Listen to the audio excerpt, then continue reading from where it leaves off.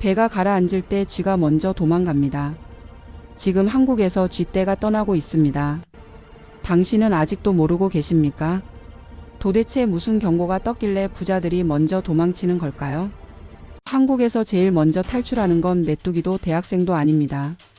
바로 부자들입니다. 2024년 한 해 동안 순자산 13억 원 이상 부자 1200명이 대한민국을 떠났습니다. 세계 4위 규모죠. 그런데 2025년엔 이게 2400명으로 2배가 됩니다. 중국이 1만 5천 명 떠났다고요? 인구 비율로 따지면 한국이 압도적 1위입니다. 중국은 1,000명당 1명꼴로 떠나는데 한국은 1,000명당 2명이 짐을 쌉니다. 도대체 뭐가 그렇게 싫으면 돈 많은 사람들이 줄줄이 도망갈까요? 한국은 전 세계가 부러워하는 나라입니다. 치안은 세계 최고 수준, 의료 시스템은 선진국급, 인프라는 완벽하죠. 서울 한복판을 밤 12시에 걸어도 안전하고 119 부르면 5분 안에 옵니다. 외국인들이 한국 오면 감탄하는 게 이겁니다. 이렇게 살기 좋은 나라가 어디 있어? 근데 부자들 눈엔 다르게 보입니다. 평범한 사람의 천국이 자산가에겐 지옥인 겁니다. 옛날 사람들이 하던 말이 있습니다. 배가 가라앉을 땐 쥐가 먼저 도망간다. 쥐는 바보가 아니거든요. 물이 새는 걸 사람보다 먼저 알아챕니다. 그래서 선원들이 쥐떼가 우르르 가판으로 올라오면 이거 큰일 났다 하고 긴장했죠. 지금 한국에서 쥐떼가 줄줄이 빠져나가고 있습니다. 그것도 세계에서 4번째로 빠른 속도로요. 문제는 우리가 아직도 저 쥐들 왜 저래? 하면서 구경만 하고 있다는 겁니다. 부자 한 명이 떠난다고요? 천만에요. 그 사람이 낼 세금, 만들 일자리, 투자할 돈이 같이 사라집니다. 배가 기울고 있는데 우린 아직도 가판에서 춤추고 있는 겁니다. 외국인은 오히려 이렇게 생각합니다. 한국 부자들 대체 왜 저러지? 저렇게 좋은 나라를? 그럼 이 사람들은 대체 왜 떠나는 걸까요? 한국이 싫어서? 아닙니다. 한국 시스템이 그들에게만 특별히 가혹해서입니다. 한국은 이상한 나라입니다. 겉으로 보면 완벽한데 속을 들여다보면 누군가에겐 감옥이죠. 평범한 직장인 입장에서 생각해 보세요. 월급 300만 원 받고 아파트 한 채 있고 저축 좀 하면서 살죠. 국민연금 내고 건강보험 내고 세금 내도 그럭저럭 살만합니다. 이게 한국이 만든 중산층 시스템입니다. 나쁘지 않아요. 그런데 자산 50억 있는 사람 입장에서 보면 완전히 다른 나라입니다. 왜 똑같은 나라가 다르게 보일까요? 한국 시스템은 소득엔 관대한데 자산엔 가혹합니다. 월급쟁이는 세금 내도 살만한데 자산가는 숨만 쉬어도 세금 폭탄이 날아옵니다. 집 한 채 가지고 있으면 재산세, 종합부동산세 내고요. 회사 물려받으면 상속세 60% 내야 합니다. 공장 땅 가지고 있으면 보유세 내고 팔면 양도세 내고 죽으면 또 상속세 냅니다. 평범한 사람들은 이렇게 생각합니다. 부자들 세금 좀 내는 게 뭐가 어때? 돈 많잖아. 맞습니다. 근데 부자들 생각은 다릅니다. 나 평생 세금 내면서 일했는데 죽을 때도 재산 60% 가져간다고? 이게 한국이 만든 이중 구조입니다. 월급쟁이에겐 천국, 자산가에겐 지옥.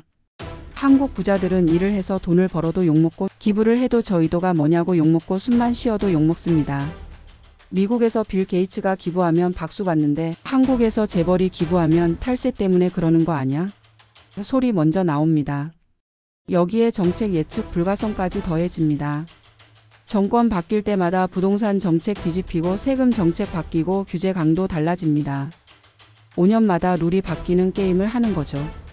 그래서 부자들은 대체 어디로 가는 걸까요? 1순위는 미국입니다. 2순위 캐나다, 3순위 호주. 공통점이 뭔지 아세요? 전부 상속세가 한국보다 훨씬 낮거나 아예 없는 나라들입니다. 캐나다는 1972년에 상속세를 폐지했어요. 호주도 상속세 없습니다. 미국은 있긴 한데 한국보다 20% 낮죠. 한국 부자들이 도망가는 이유를 딱 한 단어로 정리하면 상속세입니다. 대한민국 상속세 최고 세율은 50%입니다. OECD 38개국 중 2위죠. 1위가 일본인데 55%거든요. 그럼 일본이 더 높네? 천만에요. 한국은 여기서 끝이 아닙니다. 대기업 최대 주주가 회사 물려받으면 할증평가 20%가 붙습니다. 50%에 20% 더해서 실질 세율이 60%가 되는 겁니다. 이러면 OECD 실질 1위입니다. 세계 최고예요. OECD 평균 상속세율이 얼마인지 아세요? 25%입니다. 한국의 절반이죠. 그것도 OECD 38개국 중 15개국은 상속세가 아예 없습니다. 그럼 다른 나라 부자들은 세금 안 내? 냅니다. 근데 방식이 다릅니다. 유럽 국가들은 소득세를 빡세게 걷어요. 돈 벌 때 확실하게 세금 받고 물려줄 땐 좀 봐줍니다. 한국은 반대예요. 돈 벌 땐 그럭저럭 봐주다가 죽을 때 60% 가져갑니다. 이쯤 되면 의문이 듭니다. 60%면 재산 절반 넘게 세금으로 내는 건데 이게 진짜 가능한 얘기냐고요? 실제로 벌어지고 있어요. 공장 하나 평생 굴린 사람이 있다고 칩시다. 자산 평가액이 100억 원입니다. 상속세 60억 내야죠. 근데 문제는 이 100억이 전부 공장 기계, 건물, 땅에 묶여 있다는 겁니다. 현금이 아니에요. 국가는 60억 현금으로 내세요라고 합니다. 없으면요? 공장 팔아서 내든지 은행에서 대출받아 내든지 하라는 겁니다. 평생 읽어놓은 공장을 세금 내려고 팔아야 하는 상황. 이게 한국식 상속세 시스템입니다. 이 시스템이 1999년 만들어진 뒤로 25년 동안 한 번도 안 바뀌었어요. 그 사이 집값은 10배 올랐고 물가도 2배 올랐는데 상속세는 그대로입니다. 그러니까 1999년엔 부자들만 내던 세금이 2024년엔 서울 아파트 한 채 가진 평범한 사람도 낼 수 있는 세금이 된 겁니다. 이쯤 되면 세금이 아니라 탈출 유도 정책 아닙니까? 60% 상속세 시스템이 어떻게 돌아가는지 한번 볼까요? 아버지가 100억짜리 공장을 아들에게 물려줍니다. 상속세 60억 내야죠. 국세청이 고지서 보냅니다. 60억 원 6개월 안에 현금으로 내세요. 아들이 말합니다. 저 현금 없는데요. 전부 공장에 묶여 있어요. 국세청 답변. 그럼 대출 받으세요. 은행 가서 60억 대출 받습니다. 이자만 연 3억입니다. 공장 1년 순수익이 5억인데 이자로 3억 나가면 남는 게 2억이죠. 대출 갚으려면 30년 걸립니다. 그래서 선택지가 세 갑니다. 첫째, 공장 일부 팔아서 세금 낸다. 둘째, 평생 이자 갚으며 산다. 셋째, 그냥 회사 외국인한테 팔고 미국 간다. 한국 기업 3대째 넘어가는 게 10%도 안 되는 이유가 이겁니다. 더 웃긴 건 따로 있습니다. 상속세 계산할 때 주식 가치를 어떻게 매기는지 아세요? 시장 가격의 20% 할증해서 계산합니다. 100억짜리 주식을 120억으로 쳐요. 왜냐고요? 대주주는 경영권 프리미엄이 있으니까. 이게 정부 논리입니다. 근데 실제로 팔 땐 100억에도 안 팔립니다. 시장에서 대주주 지분 사려는 사람 없거든요. 그러니까 120억으로 세금 계산하고 막상 세금 내려고 팔면 90억에 팔리는 겁니다. 이쯤 되면 세금이 아니라 벌금 아닙니까? 한국엔 가업상속공제라는 게 있습니다. 중소기업은 좀 봐줄게 하는 제도죠. 근데 조건이 기가 막힙니다. 10년 동안 매출 유지해야 하고 고용 인원 유지해야 하고 업종 변경하면 안 되고 대표이사 바뀌면 안 됩니다. 하나라도 어기면 세금 전부 토해내야 해요. 이자 붙여서요. 10년 동안 경제 위기 올 수도 있고 산업 구조 바뀔 수도 있는데 무조건 현상 유지하라는 겁니다. 회사 경영을 감옥에서 하는 거죠. 그래서 이 제도 쓰는 기업이 전체의 5%도 안 됩니다. 있으나마나 한 제도예요. 일본은 어떤지 아세요? 상속세 55%로 한국보다 높은데 실제로는 훨씬 쌉니다. 공제 항목이 수십 개고 10년 거치해서 내도 되고 회사 팔면 안 내도 됩니다. 한국은 정반대죠. 6개월 안에 현금 박치기입니다. 이 시스템 보면서 부자들이 생각합니다. 내가 미쳤나? 여기서 계속 사업해? 세금만 문제면 그나마 낫습니다. 한국엔 더 무서운 게 있어요. 바로 부자 혐오 문화죠. 한국 부자들은 일을 해서 돈을 벌어도 욕먹습니다. 저 양아치가 직원들 쥐어짜서 번 거지. 기부를 해도 욕먹습니다. 세금 회피하려고 쇼하는 거 아냐? 숨만 쉬어도 욕먹습니다. 부자들은 숨도 남들보다 많이 쉬더라. 미국에서 일론 머스크가 로켓 쏘면 대단하다. 나옵니다. 한국에서 재벌이 로켓 쏘면 그 돈으로 직원 월급이나 올려라 나와요. 이게 한국입니다. 성공하면 적이 되는 나라. 삼성 이재용이 100억 기부하면 댓글에 뭐가 달릴까요? 고작 100억? 세금 회피용이지 뭐 진심이면 재산 다 내놔. 빌 게이츠가 100억 달러 기부하면요? 존경합니다. 인류의 영웅 노벨상 주세요. 똑같은 기부인데 평가가 정반대입니다. 5년마다 정권 바뀔 때마다 룰이 뒤집혀요. 이번 정부는 기업 규제 풀겠다 합니다. 기업들이 투자 시작하죠. 5년 뒤 정권 바뀌면 재벌 개혁이다 하면서 규제 다시 조입니다. 투자한 돈 날리는 겁니다. 부동산도 마찬가지예요. 집값 잡겠다 하면서 세금 올리고 다음 정권에서 경기 살리겠다 하면서 세금 내립니다. 5년마다 롤러코스터 타는 기분이죠. 예측이 안 되는 나라에서 누가 장기 투자를 하겠습니까? 여기에 법 적용도 들쑥날쑥합니다. 평범한 사람이 탈세하면 벌금 내고 끝.